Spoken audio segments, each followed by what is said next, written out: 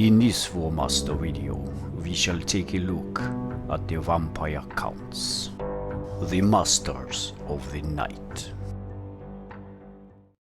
The vampire counts were added as a supplementary faction after the initial release of Warmaster 20 years ago.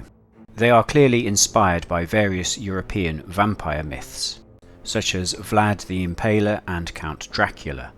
In Warmaster, the vampires are an undead faction, and the Warmaster army list is inspired by the 6th edition Warhammer Vampire Counts army list, which existed at the time Warmaster was released. The first vampires were created many thousands of years ago when Nagash, the first great necromancer, developed his elixir of eternal life, which was distilled from human blood. The vampires survived the fall of Nagash, but still require fresh human blood in order to sustain themselves.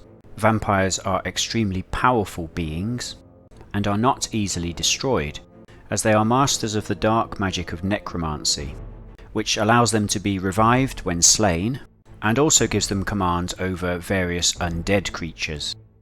The Vampire Counts army emerged as a sub-faction from the original Undead army, and the focus of the vampire list is more European themed, featuring various creatures of the night and undead automatons. The Vampire Counts list can also be used to represent the minions of a human necromancer, such as the infamous Heinrich Kemmler. This means you can give your Vampire Counts army a theme from anywhere within the old world or beyond, as both necromancers and vampires can be found hidden away in many lands, where they use their dark arts to raise armies of the dead utterly enslaved to their will. However, the land most associated with the Vampire Counts is that of Sylvania, which is a province of the Eastern Empire. Sylvania is ruled over by the von Carstein vampire bloodline, and the von Carstein dynasty includes some of the most infamous and powerful vampires to have plagued the world.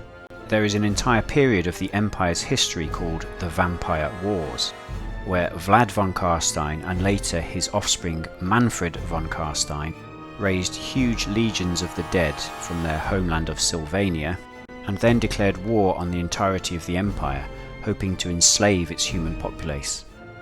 The von Carsteins were ultimately unsuccessful in their conquest of the Empire, with the last of them, Manfred von Carstein, being slain at the Battle of Hel Fen in the Imperial year 2145.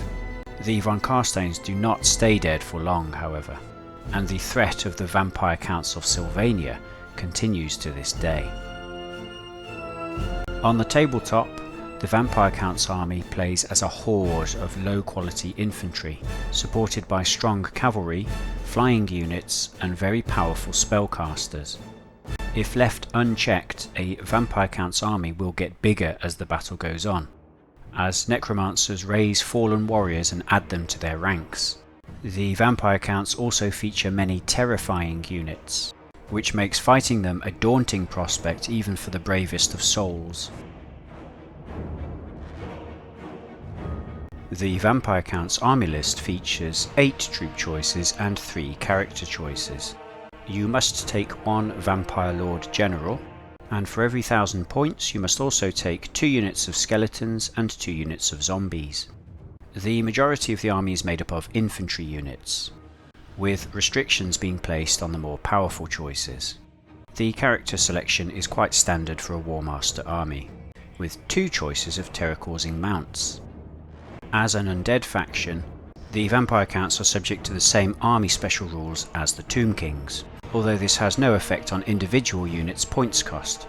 No undead unit may act on initiative, so must receive orders in order to move. This negative trait is counterbalanced by 3 positive traits. Undead units are immune to terror, cannot be confused, and never suffer the -1 command penalty for enemy within 20 centimeters. Your first compulsory infantry unit are skeletons. Skeletons have a chaff infantry profile identical to that in the Tomb Kings list. They are very cheap, but should not be expected to achieve much in the course of the battle. You can take large numbers of skeletons to build a high breakpoint for your army, and they are the most cost-effective support unit for your stronger infantry. You should try and keep your skeletons away from the frontline fighting and place them in defendable terrain wherever possible.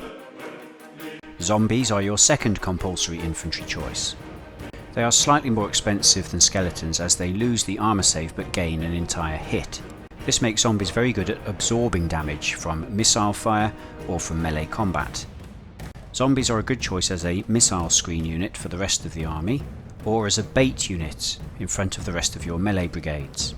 Often the enemy will charge your unit of zombies and cause massive damage in the first round, then get bogged down in the second round. This allows you to countercharge and envelop the enemy in your next turn. Ghouls are your third infantry choice, and you may take as many units as you wish. They have a light infantry profile, but when compared to other types of light infantry they have one more attack but no armor save. Ghouls are slightly overcosted for this stat line, and this is because they are the one unit in the army which does not use the undead rule, as they are alive. This means that ghouls can act upon their initiative, allowing you to set up infantry traps with them, where they can leap out of dense terrain and attack enemy that stray too close. Ghouls can generate a lot of attacks on the charge, so are very useful for taking out poorly armoured enemy troops. Ghouls are not a true hammer unit and are not as powerful as fanatic units from other armies, but their inclusion in your army does give you a nice tactical option. Graveguard are your fourth infantry choice, and they have a standard medium infantry profile. You are limited to 4 units per 1000 points. Graveguard are the best quality infantry in the army. They will reliably hold the line against enemy aggression, and can also be sent to assault enemy light infantry with a good chance of success. Unlike the skeletons, zombies and ghouls, Graveguard do not need to stay in dense terrain in order to survive, although they will need to be supported by your chaff infantry. The Ethereal Host is your fifth infantry choice, and you may take 2 units per 1000 points.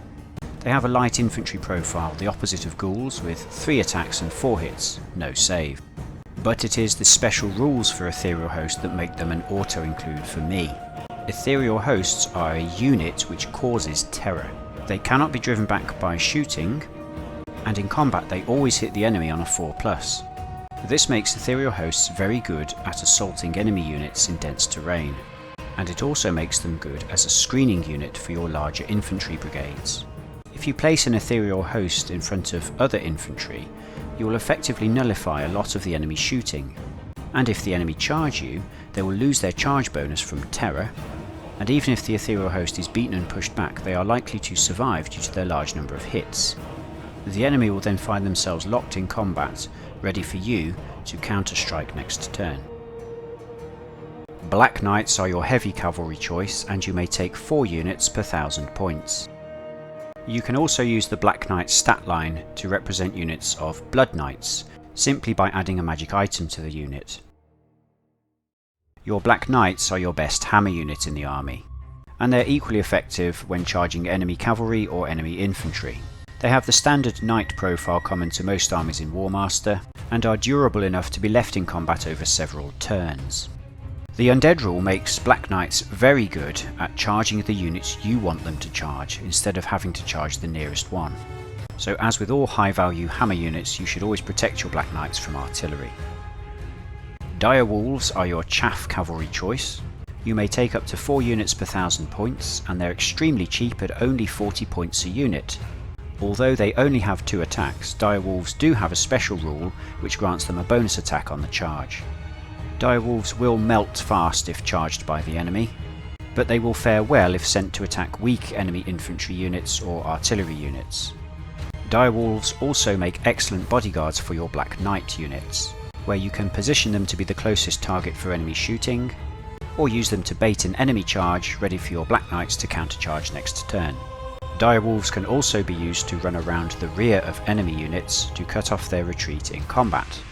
Finally, Dire Wolves are also an excellent choice for a raised dead delivery system. Fellbats are your flying monster unit, and they have the standard flying monster profile common to many armies in Warmaster. Fellbats, in the same way as Harpies, are based like infantry, which makes them less useful on the charge. They also have no initiative, so will not pose much of a backline threat to the enemy as living units would. The battlefield role for Fellbats therefore is harassment. You can fly them behind your enemy's brigades to impose the -1 command penalty. You can use them as a screening unit to block lines of sight for enemy artillery, You can drop them behind an engaged unit to ensure they're destroyed when they retreat from combat, or send them off to assault the enemy units and then cast Raise Dead into combat. You can also use the Fellbat stat line to represent units of other flying horrors such as Vargeists. And also of note is the fact that Fellbats can be affected by your movement spell. The Vampire Lord is your general and has command 9 and 2 attacks common to most generals in Warmaster. He also counts as a wizard for a cost of only 25 points, and this quite rightly makes him the most important model in your army. With the best commands in the army, you must use your Vampire Lord to ensure the brigades you need to move do move to the right place at the right time. As your army lacks initiative, it is doubly important that your troops receive their orders, so using your Vampire Lord is the best way to mitigate against failure. The fact that he is a spellcaster also means you need to keep him quite close to your troops, but never throw him into combat unless you have absolutely no other option. His command range is that of a general, but he may also take magic items restricted to wizards or generals. In my opinion, this makes him one of the best generals in the game. The Vampire is a standard hero with command 8 and 1 attack for 80 points. You may take up to 2 per 1000 points in the army, and their best use is to keep your brigades moving. Assign your vampires to a specific infantry or cavalry brigade until the enemy is engaged.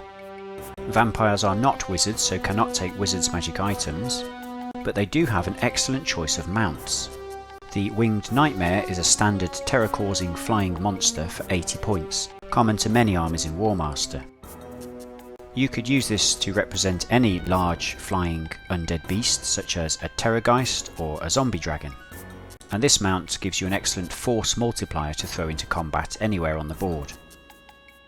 The second mount option for a vampire is the Black Coach. This is a chariot mount which grants +1 attack and terror for the bargain price of only 40 points. No other army has access to terror this cheaply, and the Black Coach is intentionally undercosted to represent the fact that a Vampire Count's armies are scary. You can really let your imagination run riot with a Black Coach mount by modelling an ethereal carriage or even a mortis engine or a coven throne. Portraying your vampire mounted on a Black Coach as a Vargulf would also do. The Necromancer is your wizard choice, and you may take 1 per 1000 points. They have a standard human wizard profile.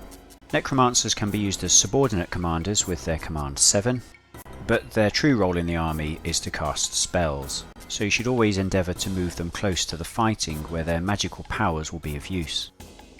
The Vampire Count's spell list is one of the most powerful in the game. The first spell, Raise Dead, is in my opinion the strongest spell in Warmaster. This spell creates a unit of skeleton warriors which may be added to any combat in which you are engaged. This adds a unit to your army which has no impact upon your breakpoints and gives no victory points. These skeletons will either add their attacks to the combat or can be placed in support of other infantry. You can use a chaff unit such as direwolves or fellbats to charge into an enemy that will beat them, then cast this spell into combat to throw the odds in your favour. You can even place the Raised Dead directly behind the enemy unit fighting, provided the placement of the Raised Dead does not split one combat engagement into 2 separate combat engagements. This means all you have to do is win the combat by 1 point to destroy the entire enemy unit, as they will be pushed back into enemy stands. Even if you lose the combat in which you have Raised Dead, you've still created an extra unit which will now cause harassment for the enemy. Raised Dead is essentially how you win the game with Vampire Counts. It will turn a losing combat engagement into a winning one. So every turn you should always concentrate all of your available wizards to cast this spell above all others. Van Hel's Dance Macabre is your movement spell, and it is slightly better than movement spells from other armies as it has a 40 cm range. You can use this spell to move your Black Knights or Fellbats or any other unit into combat, which in turn then allows you to attempt to cast Raise Dead into that combat. For this reason, you should always consider taking a Ring of Magic or a Wand of Power on your wizards in the Vampire Count's army. The remaining spells are really not worth your time. Death Bolt is the standard 30 cm 3 shooting attack spell, but as you have no other shooting in the army, its usage is limited only for sniping artillery pieces. And Curse of Years is the joke spell of the list. You have to put your caster in combat in order to get it off. It's extremely hard to cast, and it adds no more attacks to a combat than raising a unit of skeletons would. So in summary, it is Raise Dead plus Van Hels's Dance which makes the Vampire Count spell list so powerful. And with 3 casters in the list, you're virtually guaranteed to get at least one of these spells off every turn.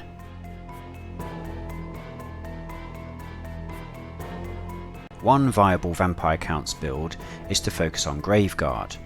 Take the maximum amount of units and use them as a solid infantry corps. Add some cavalry, some flyers and some spellcasters, and then throw in a couple of vampires on black coaches for discount terror. In the hands of a good player, this is a powerful list. Alternatively, you could go for a cavalry themed list and take maximum knights and wolves. This is an aggressive list, but be wary of an enemy that focuses on your non-knight units, as the army will quickly crumble. You could go for a zombie horde with a massive breakpoint, but this leaves you with few options for inflicting damage on the enemy. You also have the option of going for a ghoul army, which will come as quite a shock to an opponent expecting a horde of undead. By doing this theme, you are sacrificing one of the main strengths of the army, which is the undead rule. But it is lots of fun. However, this is the tournament list which my regular opponent Steve uses and has led to victory many times. It features all unit types in the army, strong spellcasting and several sources of terror. So why would you play Vampire Counts? Well, the undead are an archetypal fantasy army, and the image of an unstoppable tide of walking corpses bound to the will of their leader features strongly in many fantasy tropes from The Lord of the Rings through to Game of Thrones, so maybe this piques your interest. A well-painted horde of undead also looks visually stunning, and suits the scale of Warmaster very well. Vampires also feature strongly in romance literature, fantasy novels, and movies. So maybe you've always harboured a secret desire to be a creature of the night yourself.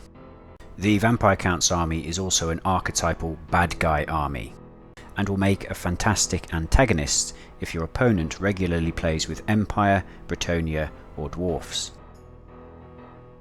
A key strength of the Vampire army is terror.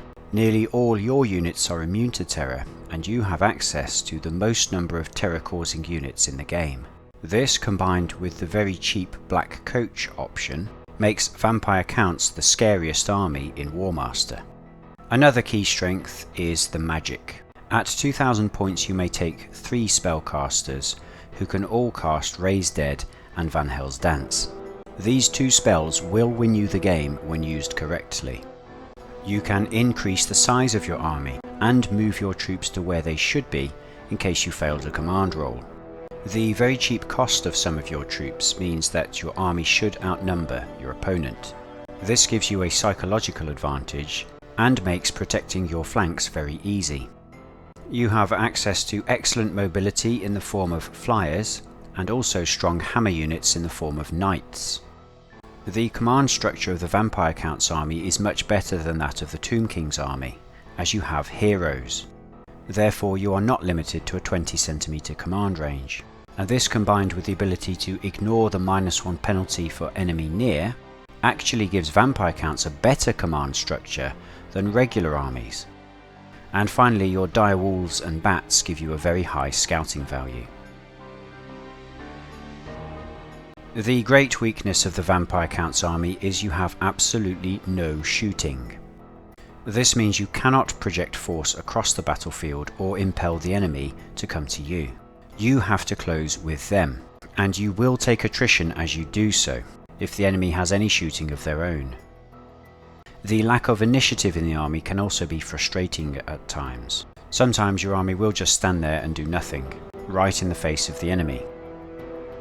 The infantry in the army is of poor quality, with only the Graveguard being able to stand toe-to-toe to enemy infantry. This means you will have to layer your defence and set up traps for the enemy, luring them into overextending their units, then surrounding them and dragging them down. However, this is easier said than done and takes practice to pull off. The lack of armour-piercing options in the army also means you may struggle against heavily armoured opponents such as Chaos, Dwarfs and Ogres. And also you must rely on your Black Knights as the only hammer unit in the army. It may be hard for you to smash through the enemy lines with your horde, so achieving a quick victory is not always possible for a Vampire Count's army. Vampires win through attrition. You can afford to lose your units, the enemy cannot. So how do you keep these bloodsuckers in their tombs? Well, vampires are reliant on their magic to beat you. So taking a Dispel Scroll or other magic items to disrupt their spellcasting is a good choice. Also, try not to leave your units engaged with their units in combat. You should charge in, cause a lot of damage, then fall back, as this makes it very hard for the undead to re-engage with you, as they have no initiative and any attrition you have caused to their units counts against their command. They can't raise dead if they're not in combat with you. Also, anything you can do to reduce their command rolls will hurt them. There are several spells that do this, and shooting is another good tool to break up formations and drive the enemy out of command range of characters. The undead troops are not very durable, and individual units will melt quickly if smashed with hammer units. You should also try and stop the vampires from landing bats, wolves or raised dead behind your engaged combat units, allowing them to wipe out entire units by pushing them back. The best way to do this is make cavalry brigades 2 units deep and infantry brigades at least 3 units deep, as this means the rearmost unit will not be engaged in combat and not wiped out if forced to make way. In summary, the Vampire Counts are potentially a very powerful army, but they are reliant on the dice going your way for command rolls and spells. There is a steep learning curve for beginners to master the Vampire Counts, but hopefully this video has given you some tips on how to make your force one to be feared.